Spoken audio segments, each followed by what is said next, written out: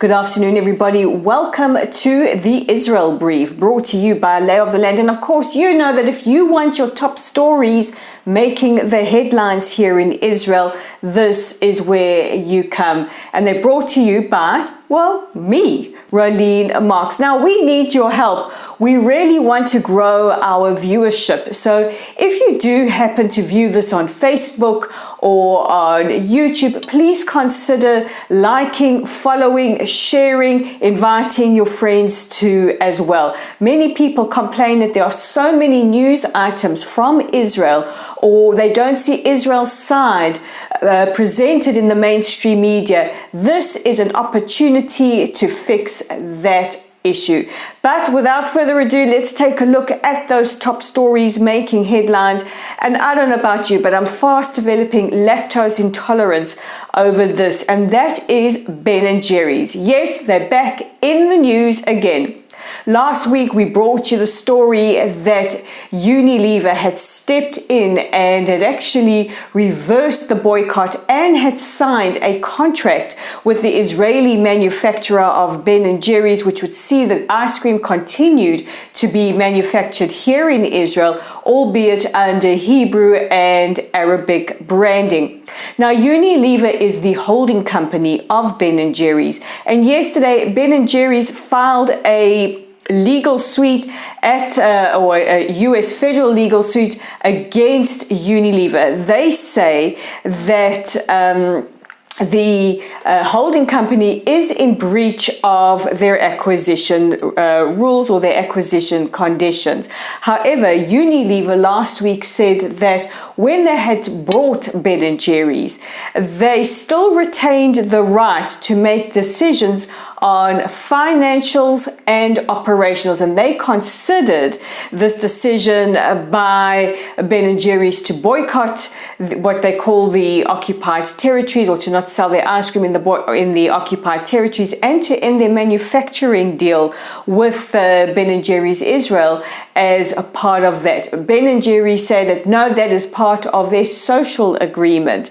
Now, also interesting is that last week when Unilever made the decision to step in, or had made the statement that they had reached an agreement with Ben & Jerry's Israel, they also noted that Ben & Jerry's in the United States had withheld information that states had started to enact their anti-BDS or anti-boycott, divestment and sanctions laws against the ice cream manufacturer.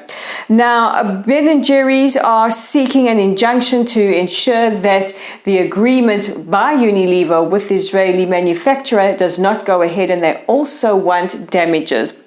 What we find very interesting here is that Ben & Jerry's seem to have a set target on the state of Israel. They say that it doesn't sit with their values to sell their ice cream in areas such as the West Bank or Judea and Samaria and East Jerusalem, which they call occupied territory. However, they do seem to find it appropriate to sell to other countries around the world that have values or have procedures in place that also clash with their social values. So let's take a look at some of them. Ben & Jerry's have been very critical about the United Kingdom for the proposition to send migrants or illegal migrants to Rwanda instead of to let them stay in Britain. No boycotts there. Ben & Jerry's sell their ice cream in countries like Poland, which do not allow for abortions. In fact, Ben & Jerry's still sell their ice cream to US states like Texas or like Georgia, who also contravene what they call their social values. They sell to countries like Trinidad and Tobago, which has the death penalty, or places like Thailand, where people can be held in prison without trial. So we find it quite ironic that Ben & Jerry's continues to sell to countries and to states in the United States that clash with their social norms while still being fixated on the state of Israel. There is a word, or rather two words for that. Anti-Semitic comes to mind, and so does hypocritical. In other news, we've also been banging on a lot lately about the bullet and about the circumstances surrounding the fatal shooting of Al Jazeera journalist Shireen Abu Akle. Now, in the last couple of days, we've spoken about the independent ballistics report. This is conducted by the United States to determine who was responsible for firing the fatal shot. Now, the US State Department have said only US investigators were involved in the ballistics examination. And we know from yesterday's report and the day before that the findings were inconclusive. Today, again, US State Department spokesperson Ned Price addressed the issue.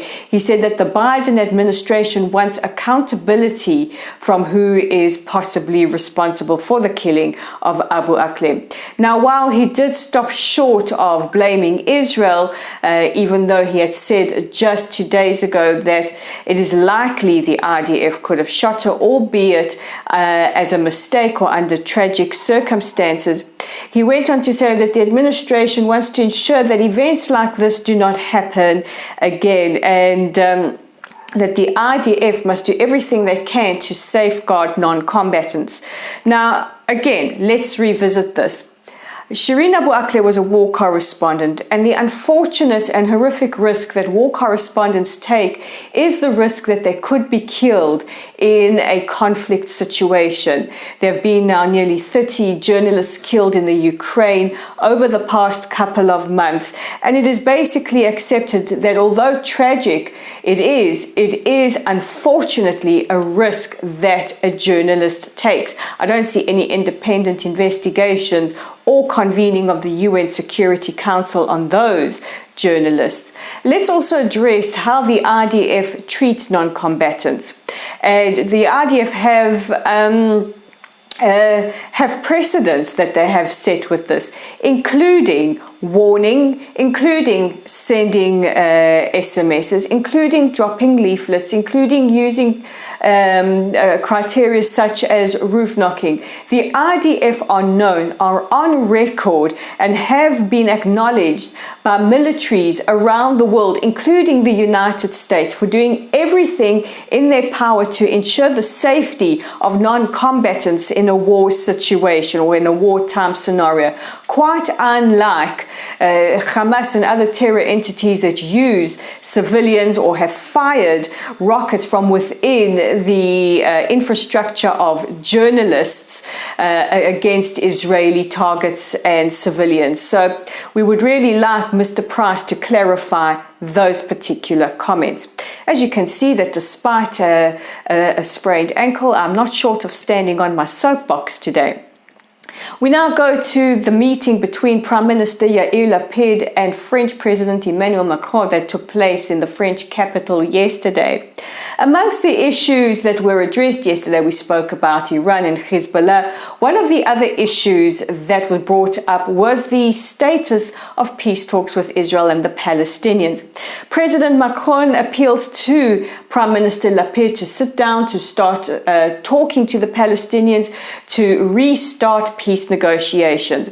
Prime Minister Lapid responded by saying he hasn't ruled out the possibility of meeting with Mahmoud Abbas or restarting negotiations, but they have to have a positive outcome for Israel. He said he will not have meetings for the sake of having meetings, and that at the moment the government, in the way that it is formed and that it stands, it is not a priority or doesn't have the bandwidth, so to speak, to actually carry out meetings with the Palestinian Authority.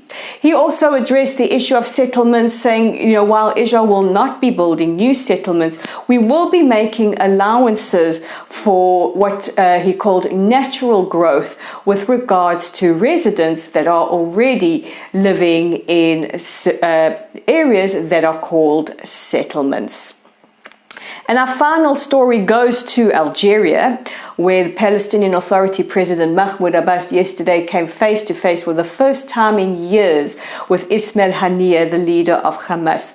This is the first time that the two leaders have really spoken or had any interaction since civil war broke out between Hamas and Fatah in 2007.